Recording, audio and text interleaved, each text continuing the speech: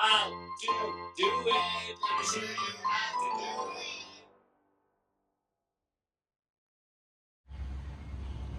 Hi guys, so this is my Tesla Model S and I'm having issues with my full self-driving, and what I have done is did the camera calibration, did the DAS reset and everything from the service menu, and it works for a while, but then I started getting errors again.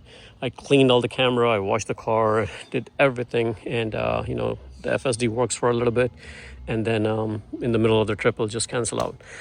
So this is what I noticed. I have a lot of haze on the front camera, and what we're gonna do is we're gonna take it off, remove it, and clean it, and that should fix the issue, because that's the only camera system that is giving me calibration issues. Seems to work, but still have this issue. A good practice is to power your car off. So the first thing you need to do is to remove this, is move this thing on the side, and then we have to pry this piece out. And the way you do it is you can do it by hand, and a lot of people use the pry tool, but if you just press on it and do a little bit, it'll just come off. You can see how easily it came off. All I did was just kind of press on it and gently remove it. So you don't really need to use all these pry tools that they have. Now, what you need to do is, what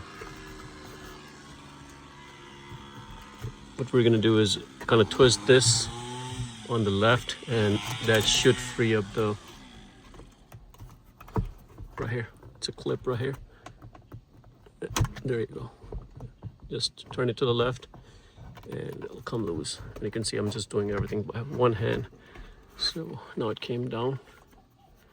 And all I'm going to do is just remove this clip to get this out of the way. There you go. So this is the connector. I don't know if you guys can see how many pins are in there. I think 4 pin. So just put this on the side, just to show you guys the connector. This is the connector. Now we need to remove this piece right here. And again, you can use the pry tool to pry it out from the side, because the clips are holding from here. So if you try to yank it out from here, you can break something. So I don't want to do that. Let's see.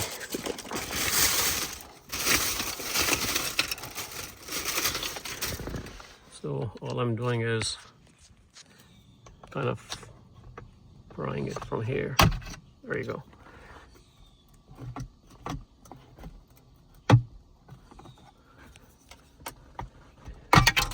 Oops. All right, so let me show you. So here it came off. Nothing, no delicate plastic that you can break, so that is great. And now we have these screws that we have to undo. So this is the size that I'm using for the Torx, just in case if you don't know what torque is. So we're just gonna put this. So you're removing this one and this one, not the outside ones, these 4. You don't want to take out these 4, only this one and this one. So I already removed this guy, this one, and I'm removing this one. And once you remove it, it's probably gonna just come down the whole assembly. Be careful so you don't drop the screws. Oops.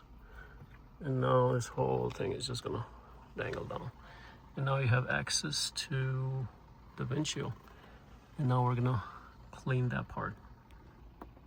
Just so you can see, these are the 4 screws. They are all the same screws, no difference. For cleaning, I'm using 70% isopropyl alcohol. So if you have 90%, that's even better, 95%. And just put it on a rag. If you have a microfiber, that's even better. And just clean it out. And you can see over here was something sitting at the corner. I don't know what exactly was it. Maybe some kind of bug or something. And you can see it was sturdy. So I'm gonna go ahead and clean this really well. All the way from top as well. and wipe it off, and hopefully that'll take care of that issue. Okay, it's nice and clean. And now we're gonna just put it back in the reverse order. So just make sure you put this back on. Now, one thing I forgot to tell you is a good practice is to power your car off.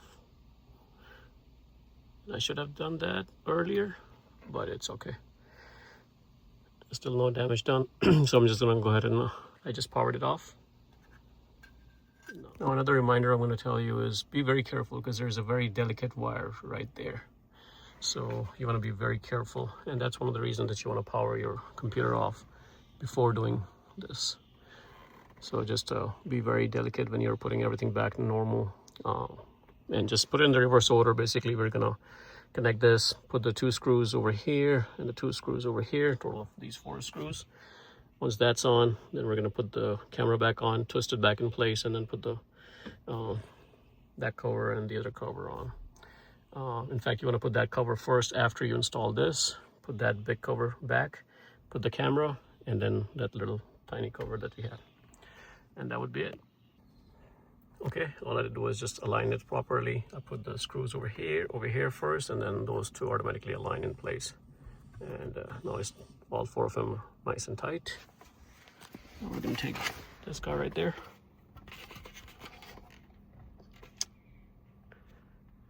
You want to make it go like this and clip it in place. Just have to make sure these wires are kind of like tucked in, because they were kind of like behind the liner, so we can tuck those in.